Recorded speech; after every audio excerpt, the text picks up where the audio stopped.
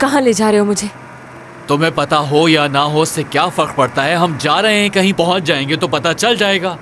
डर लग रहा है तुम्हें? क्यों डरूंगी मैं? क्यों डर लगेगा मुझे तुमसे? ये भी है, ठीक कहा। तुम खुद नहीं डरती बल्कि अपने प्यारों के लिए डरती हो बहुत।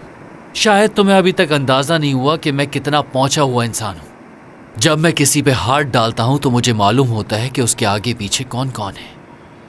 तुम्हारी दिलो जान से प्यारी दादी, तुम्हारी सूजी और फतेह, तुम जानती हो ना कि मैं उन्हें नुकसान पहुंचा सकता हूं और मैं ऐसा करने के लिए सोचूंगा नहीं, ना तुम्हारी इजाजत मांगूंगा। तो बेहतर होगा कि तुम मुझे हल्का ना लो। देखो, हमारी दुनिया बिल्कुल ही अलग है। ये एक क्राइम की दुनिया है, यानी बाहर से देखो तो खतरनाक लगती है, मगर सच कहूं तो इस दुनिया का अपना ही एक नशा है और मैं चाह के भी खुद को रोक नहीं सकता, क्योंकि इस काम में वो आजादी है जो आपको दुनिया के किसी भी काम में नहीं मिल सकती। एक बहुत मजे की बात बताऊं, मैं इतना अच्छा जुआरी हूं कि मैं कभी नहीं हारता। हाँ, ठीक कहा। इसीलिए तुमने मुझे अगवा किया है ना?